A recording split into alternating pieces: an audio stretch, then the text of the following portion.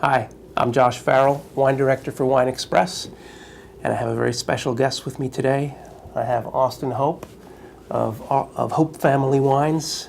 They're producers of the Austin Hope brand wines, Liberty School wines, and Treana wines, among others.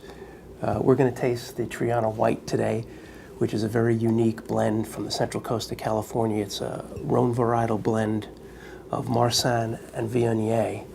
And this was Austin's brainchild, right, Austin? Yeah, I love this wine. I mean, I think for people that haven't tried Viognier or Marsanne put together, you have to do it. This is a wine that this is not just for breakfast anymore. You know, this is a wine that is really exciting. Viognier to me was always a wine that this was kind of real effusive and bright and brilliant in the nose, but it kind of lacked mid structure, mid weight, you know. And so when we tasted Marsanne by itself, it's like, man, what an amazing wine. It's got the honey and the overtones, the richness, real heavy and mid palate. Right. So when you put the Marsanne and Viognier together, you've got a complete wine in my mind.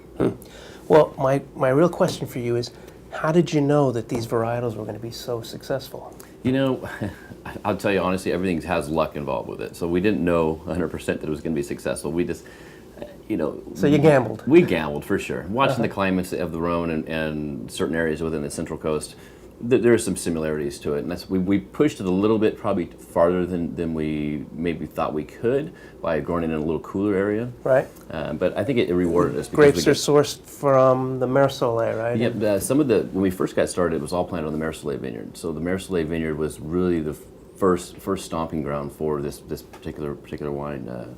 And it's very cold up there. Mm-hmm. So we got a tremendous amount of hang time, which is very interesting.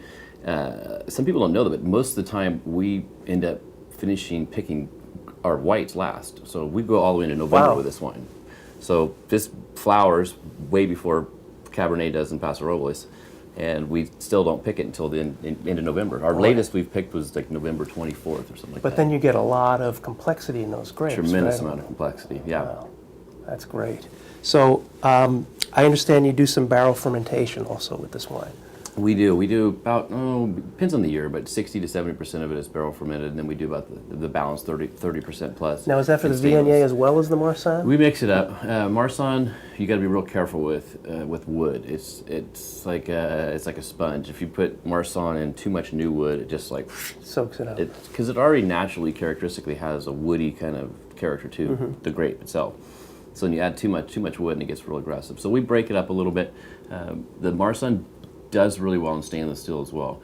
So we leave, a fairly good amount in stainless without seeing wood, which really adds another level to this wine. And so that the barrel fermentation obviously adds some richness, some body to the wine as well. Absolutely, because we leave it on the lees, which, right. For people who don't know what leaving on the lees, it's the sediments that fall to the bottom. We call it sur lie, is what it's called in French, and you hear right. that. And we actually stir it up and mix it back up into the right, into and the wine, and it gives it a little wines. more richness, more character, more flavors. And I'm getting a lot of honey on this. Wow. This is probably one of the most interesting wines that you can actually fall in love with just the nose, because it's what and they call violet French from will the call Viognier. Bottle bouquet, or it has. Yeah, quite intense. Yeah, you can pick up almost like some truffle and oil. I'm going to taste too.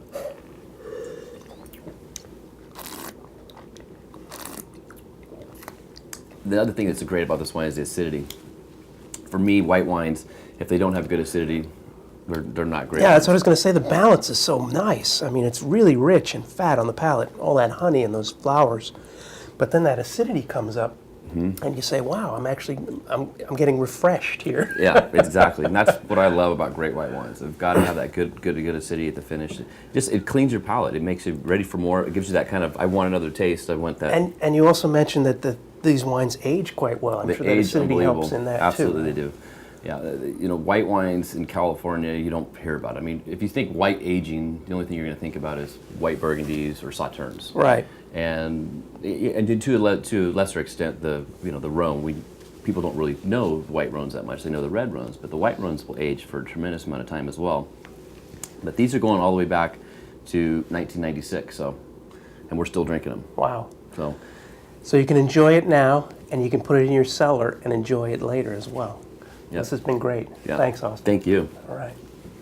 Enjoy.